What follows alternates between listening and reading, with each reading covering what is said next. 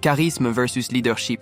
Quand briller suffit à passer pour un chef, même au fond du bocal Berlusconi, c'est l'histoire d'un type qui a confondu mettre l'Italie en boîte avec passer à la télé 24-24. Crinière de renard, sourire de VRP, il aurait pu vendre des assurances obsèques à des nourrissons. Charismatique? Assurément. Leader? Surtout d'une bande de procès. Chirac? C'est ce tonton un peu bourru qu'on aime parce qu'il serre la louche, pas parce qu'il a une vision d'avenir. Ses discours étaient si creux qu'on aurait pu y écouer, comme dans une grotte. Son leadership? Plutôt une aptitude à laisser les dossiers vieillir, comme un bon fromage.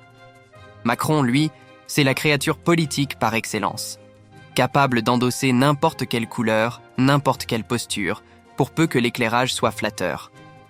Un charisme de stand-upper, un leadership de DRH en plan social. Arnold le Terminator, c'est le seul gouverneur qui a dû utiliser Google Translate pour comprendre ses propres lois. Avec sa gueule carrée et son accent indestructible, il a prouvé qu'on pouvait passer d'acteur de série B à politicien de série Z sans perdre son fan club.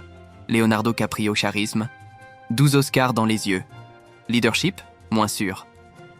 À force de faire des discours contre le réchauffement climatique depuis son jet privé, on a compris que l'engagement restait coincé à la douane. Cruz, c'est un peu le hamster de la roue médiatique. Plein d'énergie, toujours en mouvement, mais pour aller où? Avec son sourire calibré pour les publicités de dentifrice et ses courses-poursuites dans tous les continents, on pourrait le croire maître du monde. En vrai, il est juste le meilleur cascadeur de son propre ego.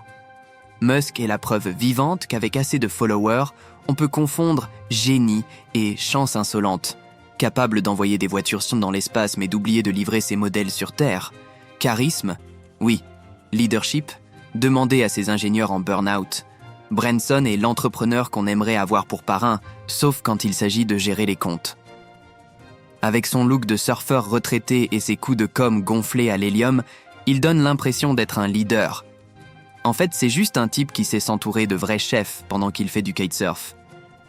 Si le charisme suffisait à diriger, Brad Pitt serait président de l'ONU et les influenceurs géreraient la Banque mondiale.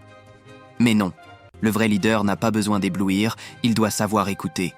Et ça, dans ce journal, c'est comme l'orthographe. On y pense une fois l'article imprimé.